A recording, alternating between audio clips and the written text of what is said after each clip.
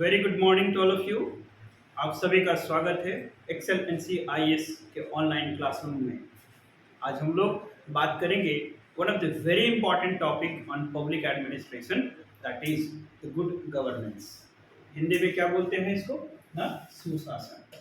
ठीक है, हिंदी में गुड गवर्नेंस को क्या बोलते हैं? सुशासन। नाम सभी ने सुना होगा कि जब भी हम लोग बात करते हैं गुड गवर्नेंस का, तो गुड गवर्नेंस का मतलब क्या होता है?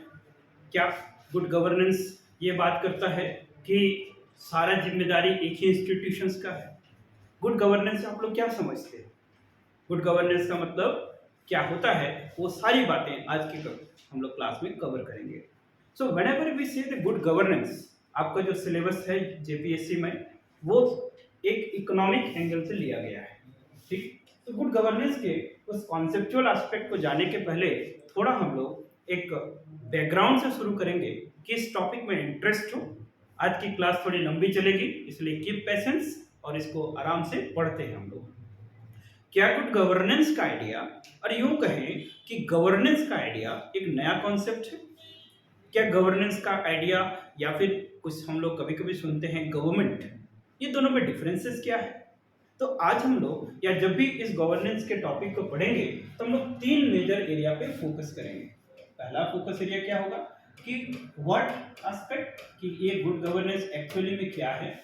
ठीक, मतलब इसके दो व्यू होते हैं। एक तो इसके आइडिया को समझते हैं कि गुड गवर्नेंस का आइडिया क्या है, और उसके बाद हम लोग इसके कंसेप्ट को समझते हैं कि कंसेप्चुअल व्यू पॉइंट क्या है। तो गुड गवर्नेंस जब भी पढ़ेंगे तो इसके बाद हम लोग आज करेंगे, घबराना नहीं है, कि what is the good governance, इसमें that is called idea of the good governance, and then जो कंसेप्चुअल पार्ट है the concept of good governance, उसकी बात करेंगे। दूसरा पॉइंट हम लोग बात करेंगे कि ये जो गुड गवर्नेंस का मॉडल है, ये गुड गवर्नेंस का मॉडल में हम लोग गवर्नमेंट वर्सेस जो गवर्नेंस का डिबेट है, इस पे हम लोग चर्चा करेंगे कि गवर्नमेंट और गवर्नेंस में बेसिक डिफरेंसेस क्या है। एंड उसके बाद जब हम लोग का थर्ड पॉइंट होगा कि ये गुड गवर्नेंस क्यों जरूरी है, या फिर भारत में, इंडिया में इस गुड गवर्नेंस को अचीव करने के लिए अभी तक क्या क्या इनिशिएटिव्स लिए गए हैं। तो थर्ड एस्पेक्ट क्या होगा ना, initiatives taken by the government of India.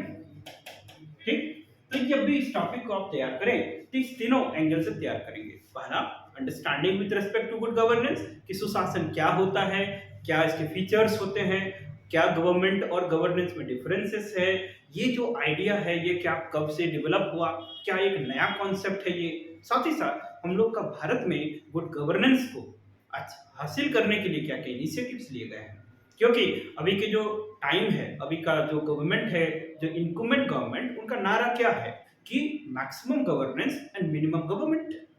तो कोई समझ पा रहा है कि दोनों में डिफरेंसेस क्या है? ये क्लास के बाद आपको सब समझ में आ जाएगा कि जब भी हम लोग गवर्नमेंट की बात करते हैं तो गवर्नमेंट का जो मॉडल है ये कुछ ऑफिशियल मॉडल है। कैसा मॉडल है? ऑफिशियल मॉडल है। कैसा मॉडल है? फॉर्मल मॉडल है, जिसमें कि जिम्मेदारी किसी एक इंस्टीट्यूशन पे होती है, किसकी? गवर्नमेंट की। Government will take the responsibility that whatever is required for the development of the society, वो किसकी जिम्मेदारी है? गवर्नमेंट की। तो यहाँ पर थोड़ा थोड़ा समझते हैं। लेकिन गवर्नेंस जो मॉडल है वो सिर्फ एक स्टेक होल्डर की जिम्मेदारी नहीं है, ये एक मल्टी स्टेक होल्डर अप्रोच है। ठीक, कि हमारे साथ गवर्नमेंट के साथ साथ और किसकी भी रिस्पॉन्सिबिलिटी है ना, सिविल सोसाइटी ऑर्गेनाइजेशंस का, ठीक, नॉन गवर्नमेंटल ऑर्गेनाइजेशंस का, प्राइवेट सेक्टर प्लेयर्स का, और भी जितने इंटरेस्ट ग्रुप हैं, प्रेशर ग्रुप्स हैं, सबके पार्टिसिपेशन से इस डेवलपमेंटल मॉडल को करना, this is called good governance, that is called governance. अभी गुड गवर्नेंस अभी समझेंगे कि ये गुड जो टर्म है ये वैल्यू लेडेन टर्म है। ठीक, तो वैल्यू लेडेन से अभी घबराना नहीं, अभी क्लास के अंत तक आपको सब समझ में आ जाएगा। छोटा सा बात किए कि जब गवर्नमेंट बोलते हैं, इस गवर्नमेंट में एक फॉर्मल कॉन्सेप्ट है, ऑफिशियल कॉन्सेप्ट है, जिम्मेदारी एक इंस्टीट्यूशन के पास होती है, किसकी? गवर्नमेंट की। गवर्नेंस क्या है? एक इंक्लूसिव कॉन्सेप्ट है, एक पार्टिसिपेटिव कॉन्सेप्ट है, वी अप्रोच है, यहाँ पर नेटवर्किंग अप्रोच है, और ये multi stakeholder inclusive approach के साथ किया जाता है। ठीक, तो अभी के कंटेम्प्रेरी टाइम में हमें किस तरह का मॉडल चाहिए? गवर्नमेंट टाइप की गवर्नेंस टाइप? Governance type. तो हम लोग का इस टॉपिक को आज यही पढ़ेंगे कि इसमें हम लोग पहले समझेंगे कि ये मॉडल है क्या। ठीक, आइडिया और कॉन्सेप्ट में डिफरेंसेस है। दूसरा, हम लोग इस good government versus governance debate में सारे इसके जो फीचर्स हैं उसको क्या बोलेंगे हम लोग बच्चों ना, एट्रीब्यूट्स, कि जो गुड गवर्नेंस होगा उसके क्या क्या फीचर्स होंगे ना उसको एट्रीब्यूट्स बोलेंगे। तो attributes of the good governance पढ़ेंगे। उसके बाद कि इनिशिएटिव्स क्या क्या लिए गए हैं भारत सरकार के द्वारा कि एक हमारा जो मॉडल है एक एनवायरनमेंट मिले गुड गवर्नेंस का, जिसको कि गुड गवर्नेंस को ऐसे भी समझिए कि गुड गवर्नेंस एक कंडीशन है। गुड गवर्नेंस कैसा है, इनेबलिंग कंडीशंस है जिसमें कि एवरी सिटीजन, हर एक stakeholder of the society will get a equal chance for the development. ठीक, तो इंक्लूसिव कॉन्सेप्ट है। तो वो सब बातें अब हम लोग आगे बढ़ते हैं अपने डिबेट में और हम लोग समझते हैं कि सबसे पहले इसके आइडिया से ही हम लोग आज के डिस्कशन को शुरू करेंगे। अब बताओ कि जब हम लोग सुशासन की बात करते हैं या गुड गवर्नेंस की बात करते हैं तो क्या आइडिया सिर्फ ये रिसेंट कॉन्सेप्ट है, रिसेंट आइडिया है कि बहुत पुराने समय से चलते आ रहा है। कभी कभी कोलोकियल लैंग्वेज में, कोलोकियल लैंग्वेज मतलब जैसे आम बोलचाल की भाषा में हम लोग इस गुड गवर्नेंस को क्या बोलते हैं ना, ये गुड गवर्नेंस कुछ ऐसा है कि गुड गवर्नेंस को कुछ बोला जाता है कि ये कुछ राम राज्य जैसा शासन हो। ठीक, लेकिन ये पूरा सही नहीं है ना, पार्शियल करेक्ट है, क्योंकि राम राज्य भी क्या था, मोस्टली एक मोनार्किक सिस्टम था। और क्या मोनार्की सिस्टम, जब हम लोग ब्यूरोक्रेटिक मॉडल की बात किए, ब्यूरोक्रेसी का, मैक्स वेबर का कॉन्सेप्ट, तो जो लोग हमारे पहले के वीडियो देखे होंगे अभी काफी अच्छे पोजीशन में होंगे, लेकिन जो लोग नहीं देखे हैं आई अर्ज के हमारे पहले के वीडियो जाके देखें।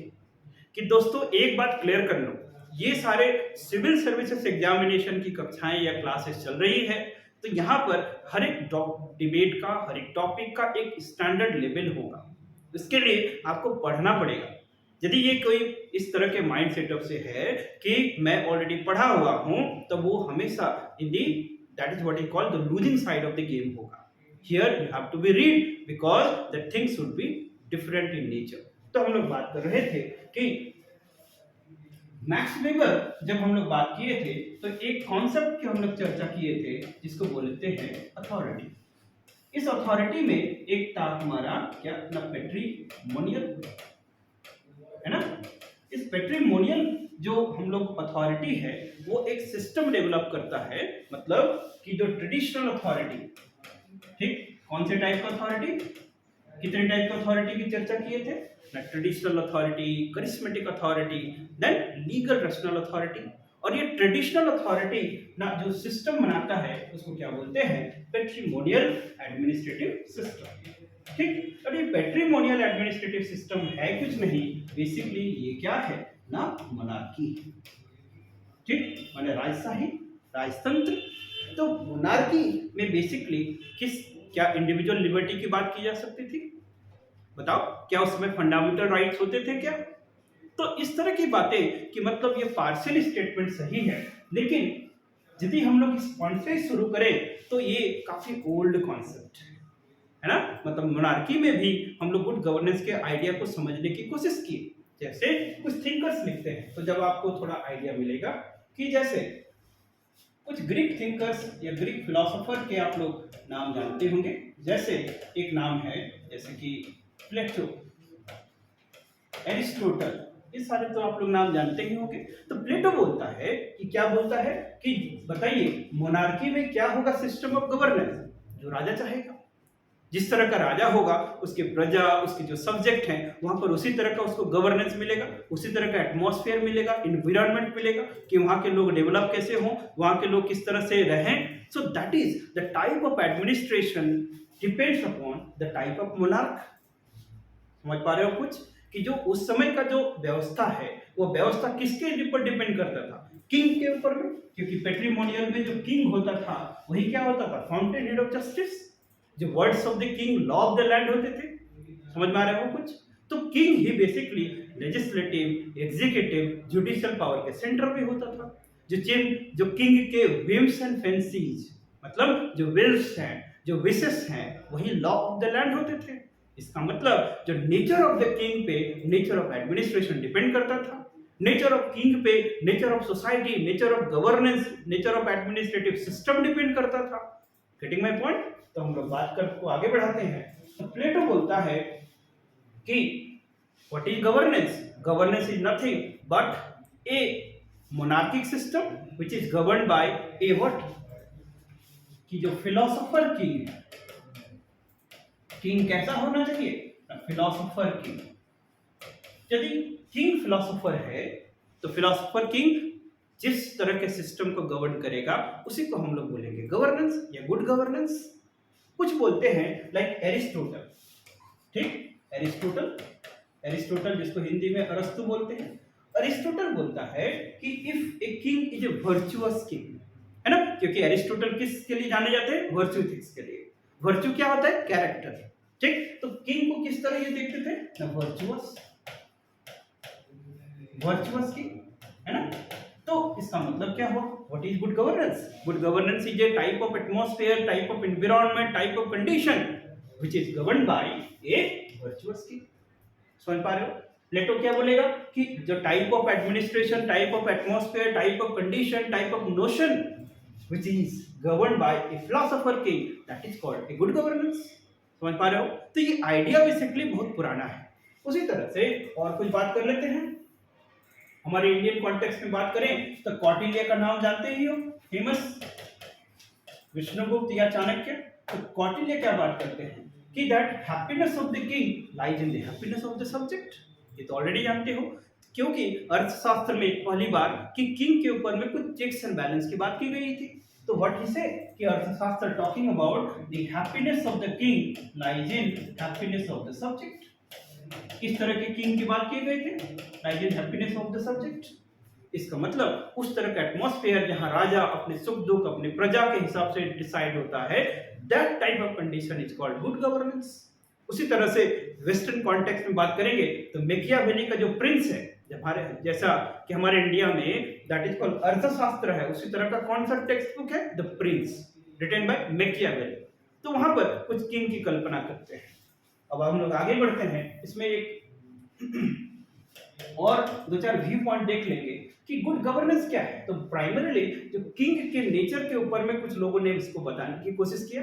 दो चार नाम याद रखेंगे, इसको सब याद रखने की जरूरत नहीं है। क्या बात करता है प्लेटो कि दैट फिलोसोफर किंग के हिसाब से। एरिस्टोटल क्या बात करता है कि गवर्नेंस यदि एक वर्चुअस किंग के हिसाब से हो तो वो जो सिस्टम बनेगा, वो जो कंडीशन बनेगा, वो गुड गवर्नेंस है। इस तरह के सॉरी, हम लोग इंडियन कॉन्टेक्स्ट में बात करें तो इंडियन कॉन्टेक्स्ट में थोड़ा और इसको थोड़ा एलाबोरेट करते हैं। गांधी व्यू पॉइंट लेते हैं कि गांधी जी क्या बोलते हैं दैट कि गुड गवर्नेंस क्या होना चाहिए, ठीक। तो गांधी व्यू पॉइंट, तो गांधी जी बोलते हैं कि a type of governance which is based on the concept of Suraj. तो गांधी जी का व्यू पॉइंट जब आप पढ़ेंगे तो क्या कॉन्सेप्ट पे फोकस रहेगा? सुराज। सुराज का मतलब विलेज गवर्नेंस, है ना। तो गांधी जी का मॉडल क्या था कि every village should B Republic, है ना। गांधी जी किस तरह के मॉडल की बात करते थे कि if this is the society then village should be the unit of administration. Village should be what? Village कैसा होना चाहिए? रिपब्लिक। तो गांधी जी का मॉडल ऑफ डेवलपमेंट क्या है? Bottom up approach. It started from the village, और ये विलेज की कल्पना कैसे करते हैं? It is a Republic. और जो हमारा आर्टिकल 40 है जो कि directive principles of state policy का पार्ट है, थोड़ा बहुत पढ़ते हो ना पॉलिटी, तो article 40 directive principles of state policy की बात करता है। और ये क्या बोलता है कि हमारा जो विलेज यूनिट है दैट इज कॉल्ड विलेज, उसके पास सच पावर एंड अथॉरिटी हो कि वो एक लोकल सेल्फ गवर्नमेंट की तरह काम करे। और यही आगे चल के फिर पंचायती राज इंस्टीट्यूशन का बेस बनता है, आप सभी को पता है। तो हम लोग बात कर रहे थे कि गांधी जी का जो कॉन्सेप्ट है, उनका जो मॉडल है वो क्या है? विलेज बेस्ड होना चाहिए। That he said that is called a type of condition which is based on the concept of or idea of Suraj is called good governance, ठीक। तो अभी तक और हम लोग कुछ बात कर लेते हैं, कुछ और इंडिविजुअल थिंकर्स, जैसे कि आप लोग जेरेमी बेंथम का नाम जानते हो। कौन से जेरेमी बेंथम? और ये किस लिए फेमस है? जेरेमी बेंथम अपने यूटिलिटारियन प्रिंसिपल के लिए फेमस है। यूटिलिटारियनिज्म, है ना। जेरेमी बेंथम की फिलॉसफी या जो आइडियोलॉजी है उसको क्या बोलते हैं? यूटिलिटारियनिज्म। तो जेरेमी बेंथम बोलते हैं कि type of administration in which maximum number of the people benefited from maximum governance, इसको बोलते हैं यूटिलिटारियनिज्म। So Jeremy Bentham के हिसाब से what is good governance? A governance which is based on the principle of utilitarianism, that is called the good governance। समझ में आ रहा है कुछ? उसी तरह से एक और ले लेते हैं, ज्यादा बोर तो नहीं हो रहे हो, कि इमानुएल कैंट। इमानुएल कैंट नाम याद रखिएगा, ये किस लिए जाने जाते थे? डिओंटोलॉजी के लिए। और डिओंटोलॉजी क्या है ना, बेसिकली इसको ड्यूटी इथिक्स बोलते हैं। ठीक है, ड्यूटी इथिक्स। तो घबराना नहीं, सिंपल बातें कर रहे हैं कि एक कोई बोलता है कि टाइप ऑफ एडमिनिस्ट्रेशन जो ड्यूटी बेस्ड हो, हम सबका ऑब्जेक्टिव क्या होना चाहिए? हमारा कर्म अच्छे से होना चाहिए। तो डिओंटोलॉजी यही बोलता है कि जो type of administration which is based on duty ethics, that ये क्या करेगा? गुड गवर्नेंस है। समझ में आ रहा है कुछ? तो ये सब आइडिया है, और ये आइडिया हमेशा ही रहता है, हमेशा रहा है। सो गुड गवर्नेंस का जो आइडिया की बात करेंगे तो ये कैसा है? ओल्ड कॉन्सेप्ट है कि न्यू कॉन्सेप्ट है? ओल्ड कॉन्सेप्ट है। ये थोड़ा समझ में आ रहा है। ये गुड गवर्नेंस क्या है ना, एक कंडीशन है। ये कंडीशंस अभी तक हम लोगों ने क्या समझा कि द गॉड, प्लेटो बोलते हैं कि फिलोसोफर किंग के हिसाब से होता है। ये कंडीशन कैसा होगा? यदि किंग वर्चुअस हो। ये कंडीशंस कैसा होगा कौटिल्य? कि happiness of the king lies in the happiness of the subject. इस तरह का कंडीशन जो हो वो गुड गवर्नेंस है। गांधीयन कॉन्सेप्ट बोलता है कि सुराज के प्रिंसिपल पे होना चाहिए। डिओंटोलॉजी बात करता है कि ड्यूटी एथिक्स के प्रिंसिपल पे होना चाहिए। देन जेरेमी बेंथम बोलता है कि यूटिलिटारियनिज्म के प्रिंसिपल पे होना चाहिए। तो वो कंडीशन क्या है? Good governance. लेकिन अभी तक जो एग्जैक्ट कॉन्सेप्ट क्या है कि जब हम लोग गुड गवर्नेंस की बात करते हैं, जैसे आपको बात किया जाए कि फिजिक्स आप पढ़ते हैं, लेकिन जब हम लोग बात करते हैं न्यूटन्स लॉज ऑफ मोशन, तब हमें दिखता है कि what is force, how the force is calculated. इसी तरह से जो गुड गवर्नेंस का जो कॉन्सेप्ट है, ये तो बहुत पुराना कॉन्सेप्ट है, ये आइडिया बहुत पुराना है, लेकिन ये जो कॉन्सेप्ट है वो ये रिसेंट डेवलपमेंट है। ये 1980 के बाद से ये कॉन्सेप्ट बेसिकली बना है। तो अब हम लोग second part of the topic पे चलते हैं, जिसको बोलेंगे कंसेप्चुअल पार्ट। ठीक, the conceptual part of the good governance. ठीक, अभी तक कुछ समझ में आया? क्या समझे हम लोग कि ये जो गुड गवर्नेंस क्या है? एक आइडिया है, एक कंडीशन है, जो कि कुछ चीजों पे बेस्ड होता है, और ये सारी अच्छी बातें करता है। इसका मतलब है कि अच्छे कुछ प्रिंसिपल्स पे बेस्ड होता है। अब हम लोग कॉन्सेप्ट की ओर चलते हैं। ठीक है, अब मुझे बताइए कि ये जो गुड गवर्नेंस का जो आइडिया है, ये बेसिकली कब से जर्मिनेट हुआ, या कब से ये ज्यादा वाइब्रेंट होते चला गया? ये बेसिकली एक स्टोरी पहले समझिए, तब हम लोग इसको और अच्छे से समझ सकते हैं। जैसे हम लोग को पता है कि that world war 2, so world war 2 के बाद से क्या शुरू हो गया ना, एक हेजेमोनिक रेस शुरू हो गया, जिसको क्या बोलेंगे हम लोग? कोल्ड वॉर पॉलिटिक्स, है ना? ये सब लोग जानते हो कोल्ड वॉर पॉलिटिक्स क्या होता है। ठीक, जो जानता है उसको हमारे कमेंट सेक्शन में कमेंट करे। ना, कोल्ड वॉर पॉलिटिक्स कुछ ऐसा समझिए कि जो पूरी दुनिया है ये दो कैंप में बढ़ गई, और एक साइड में एक आइडियोलॉजी से चल रहा है जिसको बोलेंगे कैपिटलिज्म, और दूसरे साइड में चल रहा है जिसको बोलेंगे कम्युनिज्म। ठीक, या फिर सोशलिज्म सिंपल भाषा में। तो एक बात करता है मार्केट फिलोसफी का, मार्केट पॉलिसी का, और एक बात करता है स्टेट ओनरशिप का, है ना? तो सोशलिज्म का जो आइडिया है वो किसकी बात करता है ना, what ownership of the state. और ये जो कैपिटलिज्म है ये किसकी बात करता है बच्चों? बताओ, that is called market principle. तो इन दोनों के बीच में एक हेजेमोनिक रेस शुरू हो गया, अंडर करंट शुरू हो गया, इसी को बोलेंगे हम लोग कोल्ड वॉर पॉलिटिक्स। तो कोल्ड वॉर पॉलिटिक्स में ये सारे लोग अपने अपने कैंप लेके बढ़े कि हमारा ज्यादा कैपिटलिज्म का एरिया होना चाहिए, सोशलिज्म का ज्यादा एरिया होना चाहिए। तो इसी बैकड्रॉप में क्या होता है ना, पूरी दुनिया को दो आइडियोलॉजिकल कैंप में बांटा गया कि वेस्ट वर्सेस ईस्ट। किसमें बांटते हैं? Waste versus east. वेस्ट क्या है ना, वेस्ट हमारा जो मॉडर्न यूरोपियन सोसाइटीज है, अमेरिकन सोसाइटीज है। वेस्ट का मतलब है कि एक कंडीशन जहां पर क्या है ना, गुड इंफ्रास्ट्रक्चर है, जहां पर लिटरेसी है, जहां पर एजुकेशन है, जहां पर अच्छे स्मार्ट सिटीज हैं, स्मार्ट कंडीशंस हैं, उनको बोला गया कि ये कंडीशंस ऑफ डेवलपमेंट है। थोड़ा समझिए, और जो rest part of the country है, जो अभी नए नए दैट इज कॉल्ड डीकोलोनी हुए, नए नए इंडिपेंडेंट हुए, वहां पर क्या होगा बताओ? पॉपुलेशन बर्डन होगा, इलिटरेसी होगा, लैक ऑफ इंफ्रास्ट्रक्चर होगा, लैक ऑफ एजुकेशन होगा। तो क्या होगा? उन कंडीशन को बोला गया कि ये क्या है? The condition of under development. तो कंडीशन ऑफ डेवलपमेंट है और कंडीशन ऑफ अंडर डेवलपमेंट है, तो ये दोनों के बीच में एक आइडियोलॉजी शुरू किया गया कि ये हमारा वेस्ट है, and West is marked with what? Development, and West is marked with what? Under development. क्यों अंडर डेवलपमेंट? क्योंकि यहाँ पर क्या है? भुखमरी है, यहाँ क्या है? पॉवर्टी है, यहाँ क्या है? लैक ऑफ इंफ्रास्ट्रक्चर है, यहाँ क्या है? इलिटरेसी है, यहाँ पर क्या है? बैड गवर्नेंस है, सब कुछ खराब है।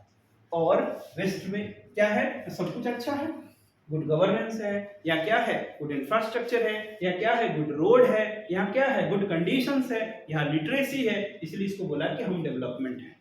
तो बताओ कि क्या बोला होगा कैपिटलिज्म के लोग, कैपिटलिस्ट लोग, कि जो वेस्ट रेस्ट है उसके लिए जो वेस्ट है वो क्या हो जाएगा? डेस्टिनेशन हो जाएगा।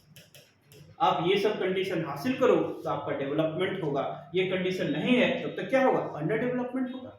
ठीक, अब इस पूरे डिबेट में सबसे बड़ा प्रॉब्लम क्या है कि रेस्ट के पास क्या नहीं है? तो फाइनेंशियल कैपेसिटी नहीं है।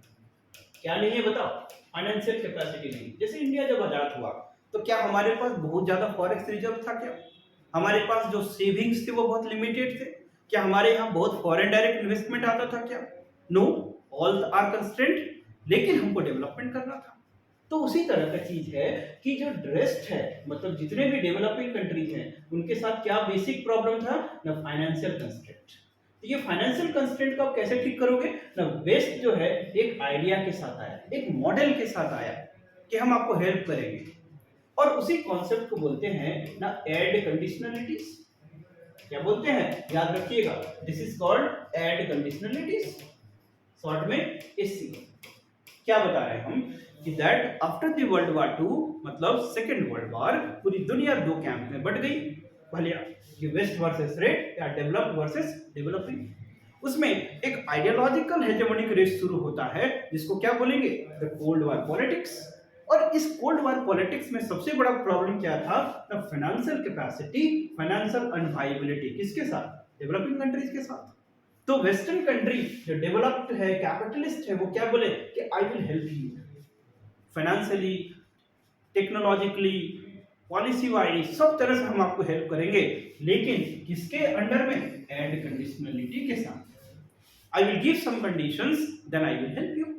ठीक, तो क्या कंडीशंस होगा भाई? ना you have to bring some reforms. क्या होगा? You have to bring some reforms.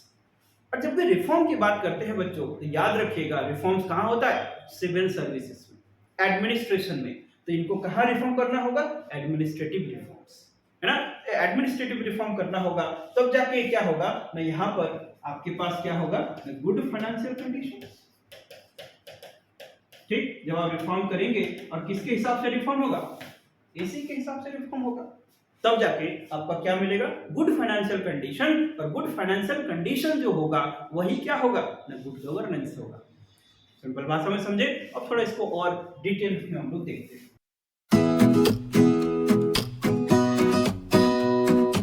कि कंसेप्ट की जब बात करेंगे तो ये जो कंसेप्ट है ये बहुत रिसेंट है। रिसेंट का मतलब ये बेसिकली 1980 के बाद से ये कंसेप्ट जर्मिनेट होता है और ये फ्लरिश होता है। इसमें जो वेस्टर्न इंस्टीट्यूशंस हैं उनके रोल है, जैसे कि जो वर्ल्ड बैंक एंड आईएमएफ के इनिशिएटिव बहुत इंपॉर्टेंट है, हम लोग देखेंगे। और जब भी कॉन्सेप्ट की बात करते हैं हम लोग गुड गवर्नेंस का, तो बेसिकली इनका जो अप्रोच है वो कैसा है? इंस्ट्रूमेंटल। नाम याद रखेंगे कि जो कंसेप्चुअल एस्पेक्ट है वो गुड गवर्नेंस कैसा कॉन्सेप्ट है? एक इंस्ट्रूमेंटल कॉन्सेप्ट है। एक गुड गवर्नेंस कैसा कॉन्सेप्ट है? Economic concept. ठीक, इकोनॉमिक कॉन्सेप्ट, क्योंकि वेस्टर्न सोसाइटी से ये कॉन्सेप्ट डेवलप होता है।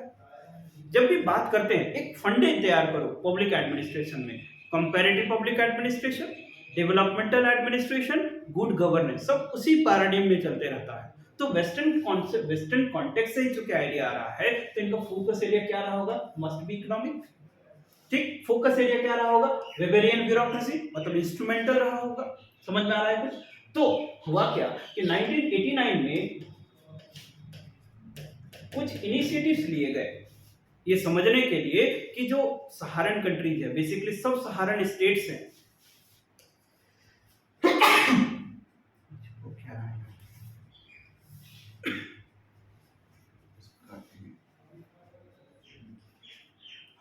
हाँ, तो हम लोग बात कर रहे थे कि 1989 में देयर वाज इनिशिएटिव्स टेकन कि जो सब सहारन स्टेट्स हैं उन सब सहारन कंट्रीज में बेसिकली फाइनेंशियल अनवाइबिलिटी था।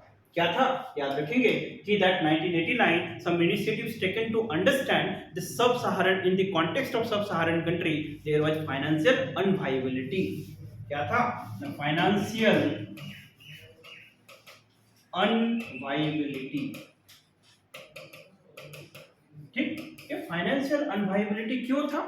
ऑब्वियस सी बात है कि नया नया कंट्री आजाद हुआ है तो उनके सेविंग कम होंगे, इन्वेस्टमेंट कम आ रहा है, तो इन सब चीजों के चलते वहां पर क्या होगा, हर प्रॉब्लम का बेस क्या था, जो फाइनेंस। तो इकोनॉमी में पॉवर्टी है, इलिटरेसी है, मास एजुकेशन नहीं है। क्यों? क्योंकि सिस्टम में फाइनेंशियल कैपेसिटी नहीं है। तो इन्होंने 1989 में ये प्रॉब्लम पता चला कि इन द कॉन्टेक्स्ट ऑफ सब सहारन कंट्री देयर इज फाइनेंशियल अनवाइबिलिटी। और फाइनेंशियल अनवाइबिलिटी है तो फाइनेंशियल अनवाइबिलिटी के मेन रीजन कौन रिपोर्ट दे रहा है? वेस्टर्न कंट्री दे रहा है। तो इनका मेन फोकस एरिया क्या होगा कि इनका क्या खराब है ना, बेसिकली इकोनॉमिक पॉलिसी प्रॉब्लम। ठीक, इकोनॉमिक पॉलिसी बैड है ना। मैं क्या बात कर रहा हूं कि बेसिकली आर्गुमेंट कौन दे रहा है? Western country. वेस्टर्न का मॉडल क्या है? कैपिटलिज्म। तो इनका हर चीज का सॉल्यूशन क्या होगा ना, इकोनॉमिक मॉडल, इकोनॉमिक सॉल्यूशन। तो ये बात करेंगे कि सब सहारन कंट्री के कॉन्टेक्स्ट में प्रॉब्लम क्या है? फाइनेंशियल अनवाइबिलिटी। और ये फाइनेंशियल अनवाइबिलिटी किसके चलते होगा ना, पहली बात कि इकोनॉमिक पॉलिसी बैड है। तो इन्होंने सॉल्यूशन बताया। क्या सॉल्यूशन बोला होगा बताओ? वही ऐड कंडीशनलिटीज। लेकिन देखा कि ऐड कंडीशनलिटी से प्रॉब्लम सॉल्व नहीं हुआ। जब प्रॉब्लम सॉल्व नहीं हुआ तो फिर क्या बात करेंगे ना, कुछ और बात करेंगे कि नहीं सिर्फ इकोनॉमिक पॉलिसी के चलते ही नहीं, रादर यहाँ का पॉलिटिकल कंडीशन माने पॉलिटिक्स खराब है, एडमिनिस्ट्रेशन खराब है, ये सब बातें खराब है, इसलिए उन सब एरियाज में रिफॉर्म्स करने की जरूरत है। तो इसका मतलब गुड गवर्नेंस क्या है? बेसिकली रिफॉर्म ओरिएंटेड है। समझ में आ रहे हैं कुछ? तो चलिए इसको समझते हैं कि 1989 में ये बेसिकली आइडिया डेवलप होता है, कॉन्सेप्ट डेवलप होता है किसके कॉन्टेक्स्ट में कि number of studies taken in the context of सब सहारन स्टेट्स। और सब सहारन में क्या मिला? फाइनेंशियल अनवाइबिलिटी। और ये फाइनेंशियल अनवाइबिलिटी का मेन रीजन क्या है? इकोनॉमिक पॉलिसी या बैड इकोनॉमिक पॉलिसीज, राइट। उसके बाद 1992 में वर्ल्ड बैंक का एक रिपोर्ट आता है जिसका नाम है द गवर्नेंस एंड डेवलपमेंट। ठीक, 1992 the World Bank come out with a report that is called the governance and development। इन्होंने बात की कि जो डेवलपमेंट है उसके लिए क्या चाहिए हमको, ना सिर्फ इकोनॉमिक पॉलिसी नहीं, रादर गुड पॉलिटिक्स। ठीक, सिर्फ इकोनॉमिक पॉलिसी से ही नहीं काम चलेगा, गुड पॉलिटिक्स होना चाहिए। और क्या होना चाहिए? गुड एडमिनिस्ट्रेशन होना चाहिए। गुड क्या होना चाहिए? सिविल सोसाइटी वाइब्रेंट होनी चाहिए। गुड क्या होना चाहिए ना, एनजीओज के पार्टिसिपेशन होने चाहिए। मतलब क्या है कि एक स्टेक होल्डर अप्रोच की बात करता है। क्या बात करता है ना, multi stakeholder, multi stakeholder approach. थोड़ा सा समझ में आ रहा हो? अब थोड़ा इसको और डिबेट को थोड़ा एलाबोरेट करते हैं। पहली बात कि अभी तक हम लोगों ने क्या देखा कि बेसिकली एक साइड मान लेते हैं कि गवर्नमेंट है और एक साइड को रखते हैं गवर्नेंस, है ना। एक साइड को रखते हैं गवर्नमेंट और एक साइड को रखते हैं गवर्नेंस। अब बताते चलिए आप लोग कि गवर्नमेंट जब भी हम लोग बात करते हैं तो गवर्नमेंट का मतलब क्या होगा? गवर्नमेंट का मतलब एक क्या है, ये इंस्टीट्यूशनल है कि नॉन इंस्टीट्यूशनल है? इंस्टीट्यूशनल होगा इंस्टीट्यूशनल। ठीक, गवर्नेंस की जब बात करेंगे तो गवर्नमेंट गवर्नेंस क्या होगा? इंस्टीट्यूशनल प्लस नेटवर्क होगा। कि क्या सिर्फ गवर्नमेंट की जिम्मेदारी है? नहीं, अदर स्टेक होल्डर्स की भी जिम्मेदारी है। तो इंस्टीट्यूशनल प्लस नेटवर्क। ठीक, ये बताओ फॉर्मल होगा? Government is formal. And governance क्या होगा, फॉर्मल के साथ इनफॉर्मल, दोनों ही चाहिए, क्योंकि ये किस पे बात करेगा, effective allocations of the public values, ठीक, effective allocation of public values. तो effective allocations of public values का मतलब जो भी लास्ट लाइन के रेसिपिएंट है वहां तक कैसे पहुंचेगा ना, एक प्रॉपर चैनल ऑफ नेटवर्क के थ्रू, जिसमें कि public, private, partnership and other stakeholder सबका एक इंक्लूसिव पार्टिसिपेशन हो। इस किस चीज पे फोकस करेगा, गुड गवर्नेंस का। तो फॉर्मल प्लस इनफॉर्मल होगा। तीसरा कॉन्सेप्ट क्या बात करेंगे कि क्या जो गवर्नमेंट है वो कैसा होगा, ऑफिशियल होगा, ऑफिशियल कोड ऑफ कंडक्ट के हिसाब से काम होगा। लेकिन जब हम लोग गवर्नेंस की बात करेंगे तो ये ऑफिशियल प्लस नॉन ऑफिशियल, ये दोनों होगा। कुछ समझ पा रहे हो, है ना। गवर्नमेंट का मतलब आई अप्रोच, गवर्नमेंट का मतलब क्या होगा, I approach,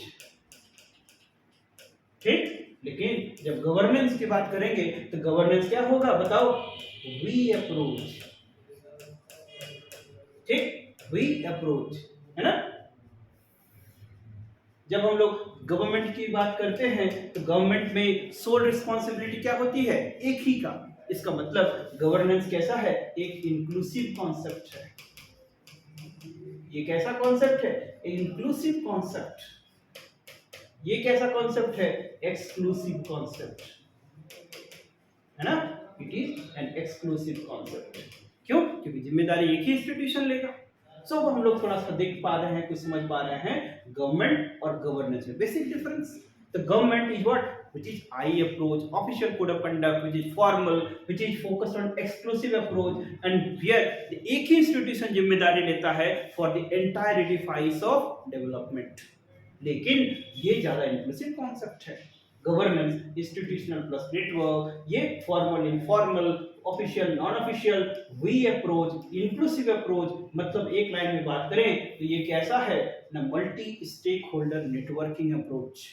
Getting my point? What is the governance? It is multi-stakeholder networking approach. It is we approach. It is inclusive concept. अब थोड़ा एक प्रॉपर डेफिनेशन मिला कि whenever we say the good governance, so good governance means what? It is a multi-stakeholder networking approach. It is focus on community participation. ये किस चीज पे focus करेगा, community participation,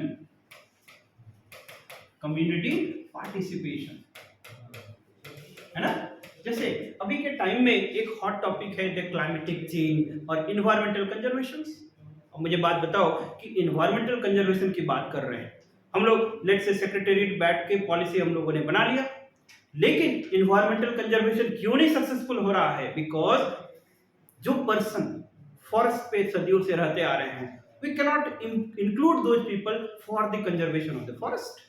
अब बताओ मुझे कि जो फॉरेस्ट में सदियों से रहते आ रहे हैं उससे बेटर आइडियाज आपके पास हो सकते हैं क्या, they are the best conservator. तो एक ऐसा अप्रोच जो हमें, क्योंकि फॉरेस्ट या जो भी इकोलॉजी है, जो इकोसिस्टम है, ये सबकी जिम्मेदारी है, तो उनका सॉलिसिट पार्टिसिपेशन होना ज्यादा इंपॉर्टेंट है। सो दैट इज व्हाई उनको इंक्लूड करना, उनको शामिल करना, ये किसका पार्ट हो जाएगा, इंक्लूसिव अप्रोच का। So that is why that is an governance approach. So governance approach सिर्फ एक चीज पे फोकस नहीं करेगा, rather multi stakeholder networking approach पे फोकस करेगा। थोड़ा और समझ में आ रहा होगा। तो हम लोगों ने क्या बात किया कि जो 1989 में ये आइडिया और ये कॉन्सेप्ट बेसिकली स्टार्ट होता है, एंड देन 1992 पे एक पब्लिकेशन आता है, that is governance and development. इस गवर्नेंस एंड डेवलपमेंट में वर्ल्ड बैंक ने बेसिकली क्या बोला कि जो फाइनेंशियल अनवाइबिलिटी है उसके लिए आपको पॉलिटिकल चेंजेस, ब्यूरोक्रेटिक चेंजेस, मतलब एडमिनिस्ट्रेटिव चेंजेस, एक multi stakeholder networking approach की जरूरत है। फिर बाद में इसको और थोड़ा सा एलाबोरेट किया गया कि जब हम लोग गुड गवर्नेंस की बात करते हैं तो गुड गवर्नेंस प्योरली एक इंस्ट्रूमेंटल कैरेक्टर है, प्योरली एक इकोनॉमिक कॉन्सेप्ट है। Right down a point what I said कि basically good governance it is an economic concept plus it is instrumental. समझिए इसको कैसे बता रहे हैं, इकोनॉमिक कॉन्सेप्ट प्लस इंस्ट्रूमेंटल। देखिए जब इकोनॉमिक कॉन्सेप्ट कैसे है कि जब हम लोग गुड गवर्नेंस की बात किए तो गुड गवर्नेंस का मेन फोकस एरिया क्या होगा, गुड गवर्नेंस का मेन फोकस एरिया क्या था, द फाइनेंशियल सिस्टम, ठीक, द फाइनेंशियल सिस्टम वायबिलिटी, ठीक। गुड गवर्नेंस का ऑब्जेक्टिव यहीं से शुरू होता है ना कि बेसिकली सब सहारन कंट्रीज में क्या प्रॉब्लम था, इकोनॉमिक अनवायबिलिटी। तो उसके लिए हमको क्या लाना पड़ेगा, फाइनेंशियल सिस्टम वायबिलिटी। तो भाई करेंगे कैसे, तो इसके लिए रिफॉर्म करना पड़ेगा। तो किस तरह से रिफॉर्म करना पड़ेगा ना, पब्लिक सेक्टर मैनेजमेंट। इसके लिए क्या करना पड़ेगा, तो पब्लिक सेक्टर मैनेजमेंट। और एक्यूरेटली बात करेंगे तो पब्लिक सेक्टर एक्सपेंडिचर मैनेजमेंट, ठीक, पब्लिक सेक्टर एक्सपेंडिचर मैनेजमेंट। ये बेसिकली कुछ टेक्निकल टर्म्स हैं जो आपको लिखने चाहिए आंसर्स में, तो आपका आंसर्स को वो ज्यादा अच्छा बनाएगा। हम कुछ भी बात करके निकल जाते, but why I am taking this approach, because ultimately you should be enabled that you could write a better answer. और बिना ये सारे टेक्निकल टर्म्स के आप अच्छे आंसर्स नहीं लिख सकते हैं, क्योंकि आपका जो गुड गवर्नेंस का क्वेश्चंस बनेगा वो प्योरली एक स्टैंडर्ड लेवल के क्वेश्चंस बनेंगे। तो हम लोग कंसेप्ट की बात कर रहे थे, कंसेप्ट में क्या बात किए कि दैट कि गुड गवर्नेंस का फोकस था द फाइनेंशियल सिस्टम वायबिलिटी लाना। लेकिन फाइनेंशियल सिस्टम वायबिलिटी कैसे लाएंगे, इसके लिए हमको रिफॉर्म्स करना पड़ेगा। किस एरिया में, पब्लिक सेक्टर में। The public sector management is the focus area, और यू कैन कॉल, इसको क्या बोला गया, साउंड डेवलपमेंटल मैनेजमेंट। इसको क्या बोलते हैं, एसडीएम ना, sound developmental management, sound developmental management. और ये साउंड डेवलपमेंटल मैनेजमेंट कैसे लाएंगे, through the public sector expenditure management, ठीक, the public sector expenditure management. जैसे समझिए जब हम लोग प्रीवियस वीडियोज में बात कर रहे थे फिस्कल डेफिसिट का, तो फिस्कल डेफिसिट का क्या फॉर्मूला होता है, the total receipt minus what the total expenditure minus revenue receipt plus non debt capital creating receipts, ठीक। तो फिस्कल डेफिसिट आपको करना है, तो फिस्कल डेफिसिट को रिड्यूस करेंगे कैसे, उसके लिए आपको पब्लिक सेक्टर एक्सपेंडिचर मैनेजमेंट है, मतलब एक्सपेंडिचर साइड को आपको रैशनलाइज करना पड़ेगा, है ना। क्या हम लोग कभी डेफिसिट को खत्म कर सकते हैं, क्या फिस्कल डेफिसिट खत्म होगा क्या, नहीं। क्यों, क्योंकि जो भी मॉडर्न डेमोक्रेटिक स्टेट्स है वो सारे अभी वेलफेयर स्टेट ही है मोस्टली। तो जब भी वेलफेयर स्टेट होता है तो वहां पर डेफिसिट फाइनेंसिंग होगा। क्यों, क्योंकि एक्सपेंडिचर हमेशा ज्यादा होगा रेवेन्यू से। ये समझ पा रहे होंगे, नहीं समझ पा रहे हो तो हमारे पहले की वीडियो में जाके देखें, इकोनॉमी के लेक्चर्स को देखें, ठीक। तब हम लोग बात कर रहे हैं कि जो साउंड डेवलपमेंटल मैनेजमेंट, या कहीं भी हम लोग साउंड मैनेजमेंट की बात करेंगे तो साउंड मैनेजमेंट बिना एक्सपेंडिचर मैनेजमेंट का नहीं हो सकता है, क्योंकि आपको वेस्टफुल एक्सपेंडिचर को रेशनलाइज करना पड़ेगा, तभी जा चीजें आपके कंट्रोल में आएंगी। जैसे अभी हमारा बैंकिंग सिस्टम है, एनपीए प्रॉब्लम्स है, क्रिमिनल पॉइंट, और भी बहुत सारे प्रॉब्लम्स है। तो वहां पर ये बात करते हैं कि what do you mean by this good governance. The good governance basically focus on the sound developmental management, और ये sound developmental management कैसे होगा ना, through the public sector management, समझ में आया। और ये public sector management का मतलब क्या होगा, the public sector expenditure management। तो ये जब काम करेंगे तो हमारा क्या होगा, the financial viability, समझ में आ रहा है। इसको आप लिख सकेंगे ना, world bank 1992 through the report on the governance and development actually tried to give or highlight the economical character of the good governance. So when we say the economical character of the good governance, it means it focus on the viable economic system, and viable economic system comes through that the sound developmental management, and sound developmental management comes through the public sector management, and effective public sector management comes through the sound public sector expenditure management. So this is the idea behind the good governance. समझ में आया कुछ। तो basically the good, जो world bank का view point था, वो world bank का व्यू पॉइंट गुड गवर्नेंस के रिस्पेक्ट में क्या था, it is economic in character, focus area क्या था? इकोनॉमिक इन कैरेक्टर। दूसरा फोकस एरिया क्या था? It is instrumental in character. क्यों इंस्ट्रूमेंटल? क्योंकि ये काम करेंगे तो हमारा ऑब्जेक्टिव क्या है ना, फाइनेंशियल सिस्टम वाइबिलिटी आएगा। समझ में आया कुछ? थोड़ा सा एक बार रिकैप कर लेते हैं, थोड़ा और फिर बढ़ेंगे कि जो गुड गवर्नेंस का बात करेंगे तो गुड गवर्नेंस बेसिकली एक आइडिया है और जो कि काफी पुराना है। Even the old times this idea was there, लेकिन उस समय on the basis of the monarchic system इसको डिफाइन किया गया। जैसे प्लेटो कुछ बात करता है, एरिस्टोटल कुछ बात करता है, जैसे वर्चुअस किंग की बात करेगा, फिलोसोफर किंग की बात करेगा कि जो किंग है एंड किंग जो जो चलता सिस्टम चलाता है, that is basically the condition of the governance. तो उन्होंने किंग्स के कैरेक्टर्स पे फोकस किया। लेकिन मॉडर्न टाइम में जब बात करेंगे तो उसमें हम लोगों ने क्या देखा कि बेसिकली वर्ल्ड बैंक का जो व्यू पॉइंट है, वर्ल्ड बैंक का रिपोर्ट है, वो गुड गवर्नेंस के लिए आपका जो सिलेबस है। तो वर्ल्ड बैंक का जो रिपोर्ट है वो बेसिकली प्योरली इकोनॉमिकल इन कैरेक्टर है। ये 1989 में सब सहारन कंट्री में एक स्टडी को लेके शुरू होता है कि सब सहारन कंट्रीज में क्या है ना, फाइनेंशियल अनवाइबिलिटी है। Why financial unavailability? इसके लिए आपको थोड़ा सीपीए, थोड़ा डेवलपमेंटल एडमिनिस्ट्रेशन और वो सारी चीजें जाननी पड़ेगी। तो हम लोगों ने यह थोड़ा सा देखा कि क्यों प्रॉब्लम है। क्यों? क्योंकि कैपेसिटी नहीं है। क्यों? क्योंकि सेविंग्स नहीं है, क्योंकि फॉरेन डायरेक्ट इन्वेस्टमेंट नहीं है। क्यों? क्योंकि उनके पास पॉपुलेशन लोड ज्यादा है। तो उस कंडीशन में वेस्ट वर्सेस रेस्ट डिबेट में हम लोगों ने ये समझा कि West come out with a solution. West ने बोला कि I will come with aid conditionality, और एड कंडीशनलिटी के बाद वो सारी समस्याएं खत्म हो जाएंगी। लेकिन उनका मेन फोकस एरिया क्या था कि बेसिकली फाइनेंशियल अनवाइबिलिटी, और फाइनेंशियल अनवाइबिलिटी को कैसे आप ठीक करोगे, उसके लिए आपको ब्यूरोक्रेटिक पॉलिसी, उसके लिए पॉलिटिकल कंडीशंस, उसके लिए ये सारी चीजें चेंज करना पड़ेगा। लेकिन इनका मेन फोकस एरिया क्या था कि गुड गवर्नेंस का मतलब होता है कि फाइनेंशियल सिस्टम वाइबिलिटी, और फाइनेंशियल सिस्टम वाइबिलिटी आएगा ना साउंड डेवलपमेंटल मैनेजमेंट से। और साउंड डेवलपमेंटल मैनेजमेंट का मतलब है कि पब्लिक सेक्टर एक्सपेंडिचर मैनेजमेंट, और पब्लिक सेक्टर एक्सपेंडिचर मैनेजमेंट ठीक से होगा तो जाके हम लोग का रेजिलियंस आएगा सिस्टम में। तो this is basically the World Bank view with respect to the good governance. और ये गुड जो टर्म जोड़ा गया, इसको भी थोड़ा समझ लेते हैं। ये बेसिकली गवर्नेंस ही है। तो गुड क्यों जोड़ा गया, क्यों जोड़ा गया, इसका भी एक छोटा सा स्टोरी है, इसको समझिए कि दैट हम लोग किसके बैकड्रॉप में बात कर रहे हैं ना, वेस्ट वर्सेस रेस्ट के डिबेट में, है ना।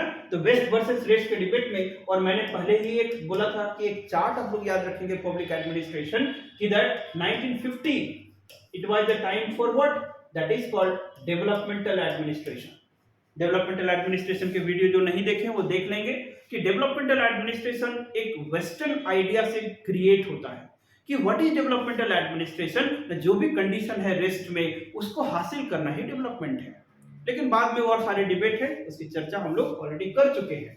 1950 के समय डीए शुरू होता है एंड अराउंड 1960 के टाइम में सीपीए शुरू होता है, कंपैरेटिव पब्लिक एडमिनिस्ट्रेशन, जिसमें जितने भी डेवलप्ड कंट्री है, डेवलपिंग कंट्री की एडमिनिस्ट्रेटिव सिस्टम्स को समझने की कोशिश कर रहे हैं।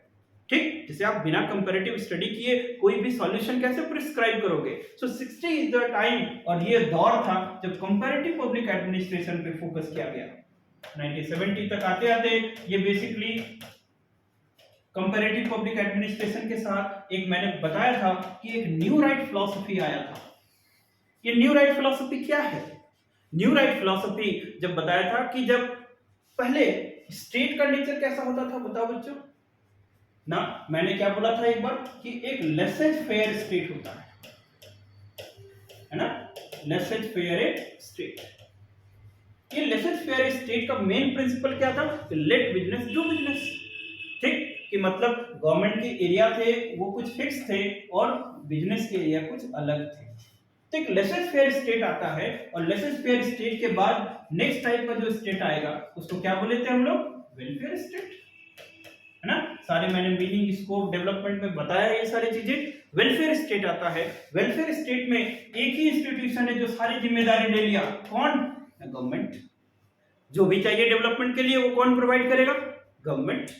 तो ये गवर्नमेंट जब सारी जिम्मेदारी ले लिया तो इसके बैकड्रॉप में एक प्रॉब्लम क्रिएट हो गया कि धीरे धीरे गवर्नमेंट बहुत सारे प्रोमिसेस करती चली गई और गवर्नमेंट उनको पूरा नहीं कर पा रहा था, तो लेजिटिमेसी ऑफ द स्टेट पे क्वेश्चन उठना शुरू हो गया।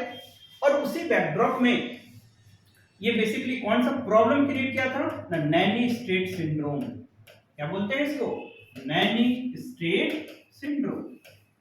ठीक, जैसे कि हम लोग सिंपल भाषा में नानी बोलते हैं, नानी के ऊपर डिपेंडेंस होता है, तो नैनी स्टेट सिंड्रोम क्रिएट हो गया किसमें, वेलफेयर स्टेट में। ठीक, डिपेंडेंस होते चले गए। तब जाके जब स्टेट के प्रोमिसेस और स्टेट के जो इंप्लीमेंटेशन में डिस्क्रिपेंसी आया, तो यहां पर इसके साथ कौन सा प्रॉब्लम शुरू हो गया ना, लेजिटिमेसी ऑफ द स्टेट। तो क्वेश्चन अपना लेजिटिमेसी खोने लगा। जब क्वेश्चन उसका जब स्टेट अपना लेजिटिमेसी खोने लगा, तो बहुत सारे फिर आइडिया आए कि किस तरह से स्टेट को रिफॉर्म किया जाए। तो यहीं पर फिर आता है, क्या बोले थे ना, न्यू राइट फिलॉसफी। तो न्यू राइट फिलॉसफी क्या बात करता है कि पब्लिक सेक्टर जहां पर कैपेबल है उसको कुछ रोल ज्यादा दिया जाए और प्राइवेट सेक्टर के रोल को रैशनलाइज किया जाए। मतलब इसी को बोलते हैं क्या हम लोग ना, state minimalization. This is something called state मिनिमलाइजेशन।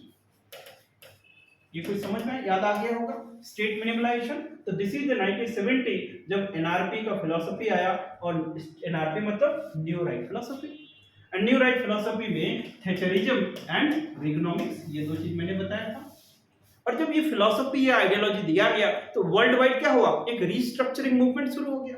सब जगह इकोनॉमिक सिस्टम को चेंजेस करना शुरू हो गया। और इसी मूवमेंट को क्या बोलते हैं, ये अराउंड 1980 के आसपास होता है। And this is something called NPM, new public management. और जब न्यू पब्लिक मैनेजमेंट आता है और 1990 के बैकड्रॉप में यही कौन सा वेव शुरू हो जाता है, ग्लोबलाइजेशन। समझ में आ रहा है, तो सारे इकोनॉमिक सिस्टम पे ही फोकस है ना, ग्लोबलाइजेशन। और ग्लोबलाइजेशन के बाद जो दौर शुरू होता है, इसी को बोलते हैं गुड गवर्नेंस। ठीक, तो गुड गवर्नेंस 1990 के बाद शुरू होता है कि बेसिकली अब फोकस किस पे आ गया, मैनेजमेंट पे, कंज्यूमर पे, सर्विस ओरिएंटेशन पे।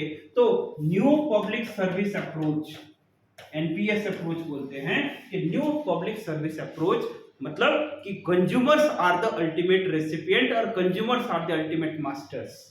ठीक, क्या मैंने बात किया, कंज्यूमरिज्म, तो consumers are the ultimate masters. ठीक, तो consumer satisfaction is the paramount, ये सारे बिजनेस एरेना का ऑब्जेक्टिव होते चला गया। तो that is focusing on the economic system. ये थोड़ा सा स्टोरी आप लोग याद रखिएगा। तो जब ये चल रहा था डेवलपमेंटल एडमिनिस्ट्रेशन, तो डेवलपमेंटल एडमिनिस्ट्रेशन ने क्या बोला, रिफॉर्म्स लाना है। ये रिफॉर्म्स लाना है तो इकोनॉमिक सिस्टम में रिफॉर्म्स होगा। और जब ये न्यू राइट फिलॉसफी आया, उसके बाद ये डेवलपमेंटल एडमिनिस्ट्रेशन क्या हो जाएगा, डीएम, माने डेवलपमेंटल मैनेजमेंट। और डेवलपमेंटल मैनेजमेंट जब भी होता है या मैनेजमेंट जहां भी होगा, इसका मतलब पब्लिक माने प्राइवेट सेक्टर ज्यादा उसमें इंक्लूसिव हो जाएगा। ठीक, तो good governance basically aid conditionality को प्रमोट किया गया कि ये सॉल्यूशंस है, और जो सॉल्यूशंस लेके आएगा वही एक वैल्यू लेडेड टर्म्स के साथ प्रमोट किया गया, जिसी को बोलते हैं हम लोग गुड गवर्नेंस, है ना। इसी को क्या बोलेंगे, गुड गवर्नेंस। तो गुड गवर्नेंस कुछ है क्या, रिफॉर्म्स, इकोनॉमिकल इन कैरेक्टर्स है ना। तो गुड गवर्नेंस क्या बात करता है ना, गुड फाइनेंशियल पॉलिसीज होना चाहिए, गुड इकोनॉमिक सिस्टम्स होना चाहिए। तो गुड इकोनॉमिक सिस्टम कैसे होगा ना, पब्लिक सेक्टर मैनेज करो अच्छे से, साउंड डेवलपमेंटल मैनेजमेंट। और ये फिर बोला कि साउंड डेवलपमेंटल मैनेजमेंट क्या होगा, तो पब्लिक सेक्टर का एक्सपेंडिचर मैनेजमेंट अच्छा करो। तो पब्लिक सेक्टर एक्सपेंडिचर मैनेजमेंट कब होगा, जब आपका इकोनॉमिक सिस्टम में क्या होगा, डिसिप्लिन होगा। कब होगा, आपका जब इकोनॉमिक सिस्टम में कंसोलिडेशन होगा। तो जैसे जैसे हम लोग इकोनॉमिक सिस्टम में ज्यादा फॉर्मलाइजेशन लेके आएंगे, ज्यादा डिसिप्लिन लेके आएंगे, ज्यादा कंसोलिडेशन लेके आएंगे, यही बेसिकली क्या होगा, गुड गवर्नेंस होगा। समझ में आया। तो गुड गवर्नेंस बेसिकली एक वैल्यू लेडेड टर्म है जो कि वेस्ट द्वारा प्रमोट किया गया है। तो एक्चुअली में क्या होना चाहिए, गवर्नेंस। ठीक, तो आई थिंक कॉन्टेक्स्ट समझ में आ गया। दिस इज द कॉन्सेप्ट, और यही आपका क्वेश्चन बनेगा पोटेंशियल, यही आपको फ्रेम करना है। जो third part of the topic है कि क्या क्या इनिशिएटिव्स लिए गए हैं भारत सरकार द्वारा इसको अचीव करने के लिए, तो उसको हम लोग नेक्स्ट पार्ट में कवर करेंगे। आज आइडिया और कॉन्सेप्ट को आप लोग समझ लें, क्योंकि एक ही दिन में maybe it would be difficult to digest all the things, क्योंकि एक नया चीजें हैं। तो आज हम लोग अपने लेक्चर को यहाँ पर कंक्लूड करते हैं। तो let's have a small glimpse कि अभी तक हम लोगों ने क्या देखा, कि हम लोगों ने एक बेसिक चीज से शुरू किया कि बेसिकली एक गवर्नमेंट का आइडिया होता है, एक गवर्नेंस का आइडिया होता है। तो गवर्नेंस क्या है? एक कंडीशन है। गवर्नेंस क्या है? एक नोशन है, ये एक एटमॉस्फेयर है, ये एक एम्बियंस है जो कि इनेबल करता है फॉर ऑल राउंड डेवलपमेंट। और इस कंडीशंस के कुछ फीचर्स होंगे, और वो 8 फीचर्स हैं जो कि सेकेंड एआरसी में हम लोग को जो